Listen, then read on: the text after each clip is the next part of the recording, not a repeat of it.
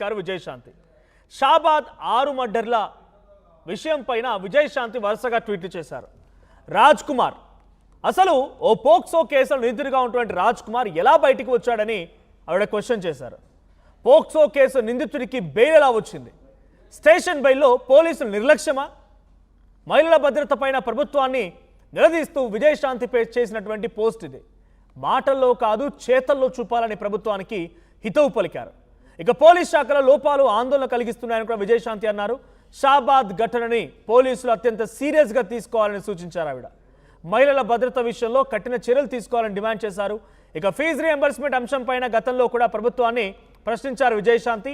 High court ఉత్తర్వుల మేరకు బకాయిలు కూడా చెల్లించాలని డిమాండ్ చేసిన సందర్భం కూడా ఉంది. అయితే ఆ సంఘటన తర్వాత నుంచి మళ్ళీ షాబాద్ 6 మర్డర్లకు సంబంధించిన విషయం కేసు పైన రాజ్ కుమార్ అనే నిందితుడు పోక్సో కేసులో నిందితుడిగా ఉన్నాడు. అలాంటి వ్యక్తి బయటికి ఎలా వచ్చాడు? బయటికి రావడానికి పోలీసులు ఎలా సహకరించారు? లేకుంటే పోలీసుల ప్రమేయం ఏంటి? పోలీసుల నిర్లక్ష్యం ఉందా? బయటకు వచ్చిన తర్వాత ఈరోజు 6గురిని హతమార్చినటువంటి నిందితుడు బయటికి ఎలా వచ్చాడు అనేది ముందుగా డెఫినెట్గా తెలుసుకోవాల్సిన అంశం. స్టేషన్ బిల్ ఎలా వచ్చింది? సో పోలీసుల నిర్లక్ష్యాన్ని, ప్రభుత్వం యొక్క పనితీరుని తప్పుపట్టారు విజయశాంతి. ఒకసారి ట్వీట్ కూడా చూద్దాం. ట్వీట్ మీరు ఆర్టీవీ స్క్రీన్ పై చూస్తూ ఉన్నారు.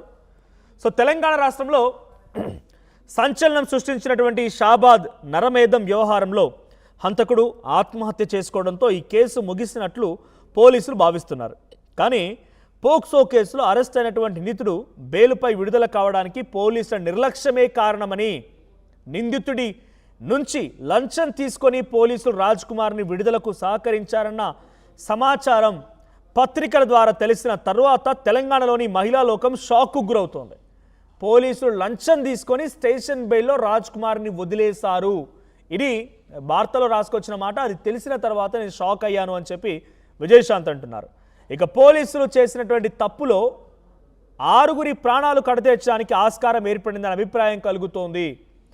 పోలీస్ శాఖలోని ఇలాంటి లోపాల వల్ల తెలంగాణలో మహిళల భద్రతపై అనుమానాలు తలెత్తే ప్రమాదం కూడా ఉంది. మహిళలకు ప్రాధాన్యత ఇస్తామని చెబుతున్న కాంగ్రెస్ పాలనలో ఈ ఘటనను సీరియస్గా పరిగణించి మహిళలు భద్రతతో పాటుగా శాంతి భద్రతల విషయంలో కఠినంగా వ్యవహరించాలని ఓ మహిళా ప్రజాప్రతినిధిగా కోరుకుంటున్నాను. హరహర మహాదేవ్, జై తెలంగాణ, విజయశాంతి. ఇది తను రాసుకొచ్చిన ట్వీట్. ప్రభుత్వంలో, కాంగ్రెస్ ప్రభుత్వంలో మహిళల భద్రతకై ప్రమాదంలో తలెత్తే ప్రమాదం ఉంది. మహిళల భద్రత పైన అనుమానాలు తలెత్తే ప్రమాదం ఉంది. సో మహిళలకు ప్రాధాన్యత ఇస్తామని చెప్తున్నటువంటి కాంగ్రెస్ పాలనలో ఈ ఘటనను చాలా సీరియస్గా పరిగణించాలి. సో డెఫినెట్గా పోలీస్ శాఖని, పోలీస్ వ్యవస్థని, దీంతో పాటు కాంగ్రెస్ పార్టీ ప్రభుత్వంలో జరుగుతున్నటువంటి మహిళల భద్రత పైన కూడా ఆవిడకు అనుమానాలు వచ్చాయి. ఆ అనుమానాలనే ఈ రకమైనటువంటి ట్వీట్లో వ్యక్తపరిచారు. సో మరి వీటిపైన కాంగ్రెస్ పార్టీ రియాక్షన్ ఏముంటుంది? మరి షాబాద్ పోలీస్ స్టేషన్ షాబాద్లో జరిగిన ఈ ఘటనకు సంబంధించి రాజ్ కుమార్ ఇన్సిడెంట్ పైన ఫ్యూచర్ సిటీ పోలీసు ఎలా రియాక్ట్ అవుతారో చూడాలి. మా ప్రతినిధి శ్రీధర్ సిద్ధంగా ఉన్నారు. శ్రీధర్, సో విజయశాంత్ ఒక రకంగా కాంగ్రెస్ పార్టీ ప్రభుత్వానికి తన అనుమానాలు వ్యక్తం చేస్తూనే ఒక వ్యతిరేకతను కనబరిచారు. మహిళల భద్రత పైన, పోలీస్ వ్యవస్థ పైన, ఆ నిందితుడికి ఆ రోజు ఆయనకి బెయిల్ రావడం పైన లంచాలు తీసుకున్నారనే వార్తను చూసి తను షాక్ అయ్యారంట. సో ఈ విషయం ఎలా చూడాలి? విజయశాంతి సొంత పార్టీలోనే స్వపక్షంలో విపక్షం అన్నట్టుగా మారనుకోవాలి. గతంలో కూడా ఫీజు రియంబర్స్మెంట్ గురించి మాట్లాడుకొచ్చారు. చాలా అంశాలు, ఒకటి కాదు రెండు కాదు, చాలా అంశాల మీద రియాక్ట్ అయ్యారు ఆవిడ. సో ఇప్పుడు విజయశాంతి ఈ రియాక్షన్ ఎలా చూడాలి? కాంగ్రెస్ పార్టీకి వ్యతిరేకం అనుకోవాలా?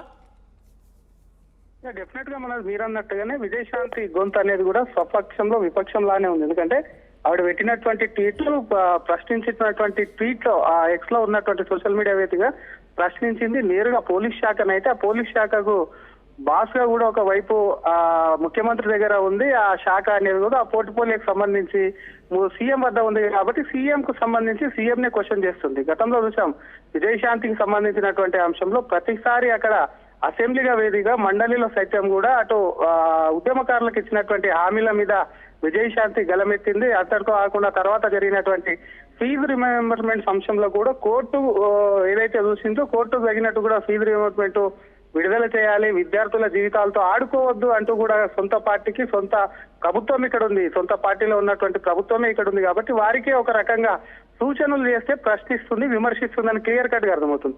విజయశాంతి అసంతృప్తికి కారణం అనేకమైనటువంటి హామీలు కాంగ్రెస్ ఇచ్చినప్పుడు విజయశాంతి బీజేపీల నుంచి కూడా కాంగ్రెస్ లో చేరారు. కాంగ్రెస్ పాలన విజయశాంతి గత 2.5 ఏళ్లుగా చూస్తూ వచ్చింది. అనేక హామీలు 6 గ్యారంటీలు ఇచ్చినటువంటి పార్టీ దాని మీద అమలు చేయకపోవడం కొంత అసంతృప్తికి వ్యక్తం చేస్తే విజయశాంతికి సంబంధించి మరొక పక్క తను మంత్రి పదవి ఆశించడం ఏదైతే ఉందో ఆ మంత్రి పదవి ఆశిస్తుంది కాబట్టి తను ఈ విధంగా మాట్లాడుతుందని చెప్పి కూడా కాంగ్రెస్ నేతలు కొంత రియాక్ట్ అవుతున్నటువంటి పరిస్థితి మనోజ్. ఎందుకంటే విజయశాంతికి సంబంధించి గతంలో పార్టీలో చేరినప్పుడే మంచి పదవి ఇస్తాము, దానికి సంబంధించి ఆ తర్వాత మంత్రి పదవి ఇస్తామని చెప్పి కూడా కాంగ్రెస్ నేతలు హామీ ఇచ్చారని చెప్పి ఆమె సన్నిహితులు చెప్తున్నటువంటి సందర్భం. కానీ ఆ తర్వాత జరిగినటువంటి పరిణామాలతో ఎమ్మెల్సీ ఇచ్చారు, మండలిలో కూర్చోబెట్టారు.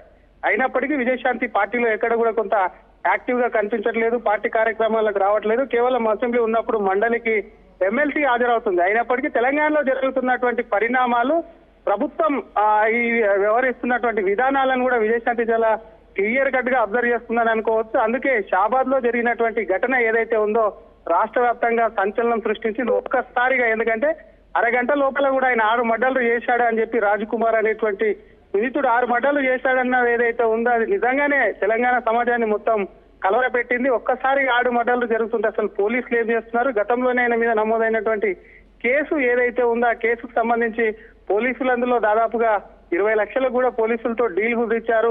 ఆయనకు సంబంధించి కూడా ఈజీగా సెక్షన్లు, ఎందుకంటే కఠినమైన సెక్షన్లు కాకుండా చాలా సులువైనటువంటి సెక్షన్లు పెట్టి బయటకు వచ్చేలా కూడా ఆయనకు సంబంధించి కూడా కొంత పోలీసులు సహకరించారని చెప్పి విమర్శలు వస్తున్నాయి. కాబట్టి ఇటువంటి ఈ తరుణంలో